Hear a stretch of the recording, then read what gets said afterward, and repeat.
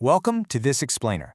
If you own a home in Brooklyn, Ohio, you already know the weather here does not mess around, right? From those freezing, brutal winters to super turbulent springs, your roof is literally your home's first line of defense. So today, we're going to dive into exactly why Northeast Ohio weather is your roof's worst enemy, and more importantly, exactly how to protect your property. Okay, let's take a really quick look at our roadmap. We'll be hitting extreme weather threats, spotting hidden damage, the big repair versus replace debate, the professional process, and finally, costs and contractors.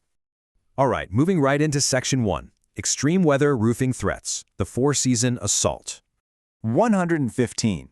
That is the literal miles-per-hour wind zone that Brooklyn falls into. And it's not just some arbitrary number either. It's a strict building code reality dictated by those severe spring thunderstorms that just sweep across Cuyahoga County. When the storms hit, straight-line winds can easily lift entire sections of roofing if they are properly secured. So it means your roof absolutely has to be engineered with specific fastener patterns and edge securement just to survive the season. But wind is just one piece of the puzzle. It's actually kind of wild when you think about it. From heavy snowbelt accumulation to ice expanding in tiny little cracks, every single season brings a specific structural attack to your roof. In the winter, you've got intense lake-effect snow loads really testing the physical limits of the structure. Then, as temperatures bounce around, you face constant freeze-thaw cycles. Come spring, hail can literally shred asphalt shingles, leaving the underlayment totally exposed. Summer brings intense humidity that attacks from the inside, which can cause attic rot if your ventilation is poor. And let's not forget the ground itself. Cuyahoga County's clay-heavy soil causes foundation settlement over time, which subtly stresses your roof structure from below. Plus, if you happen to live near I-480, your home is collecting road salt residue that can actually corrode metal flashing and fasteners.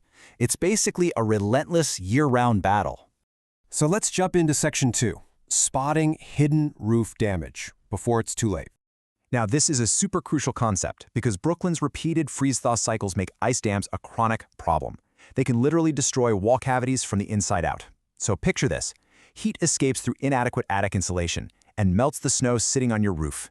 That water then runs down to the colder roof edges and refreezes, creating an actual dam of ice. As more snow melts, that water has nowhere to go. So what happens? It gets forced backward, right under your shingles and straight into your home. It's this completely stealthy process that causes immense structural damage long before you even spot a single drip on your ceiling. Now, whether you're in a historic Victorian near the town square with complex roof valleys or a 1960s ranch with poor ventilation, there are visual warning signs of failure you absolutely must look for. If your shingles are curling, buckling, or cracking, they are failing. If you're cleaning your gutters and find a heavy buildup of shingle granules, well, your roof is losing its UV protection. Inside the house, check your attic for condensation or mold growth, because that points to severe ventilation issues. Pay really close attention to flashing around chimneys and skylights, too. If those caulk-only seals fail, water is absolutely getting in. And of course, the final, undeniable sign, water stains on your interior ceiling. All right, Section 3, Repair versus Roof Replacement, making the financial call. 30%. That is the critical threshold here. Repairs generally only make financial sense when the damage affects less than 30% of a roof that, actually still has years of serviceable life left. If a localized spring storm just tore off a few shingles, a repair is totally a smart move.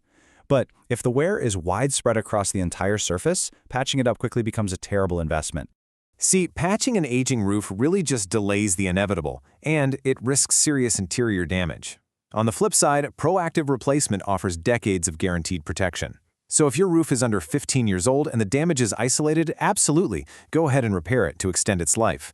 But if your roof is over 15 years old or you find yourself calling a roofer for repeated fixes after every single storm, you are just throwing good money after bad. Plus, if you're planning to sell your home soon, a roof near the end of its life gives buyers massive negotiation leverage. Replacing it, that adds immediate value and a lot of peace of mind.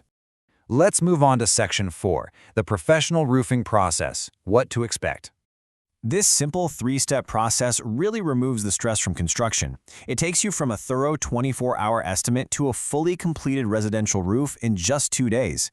First, it starts with a comprehensive inspection, where professionals measure the roof, check your attic ventilation, and hand you a detailed written estimate.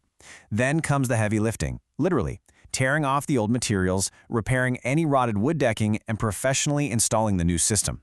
Finally, there's a strict cleanup protocol, which includes magnetic sweeps for stray nails, followed by a detailed warranty walkthrough so you know exactly what's covered.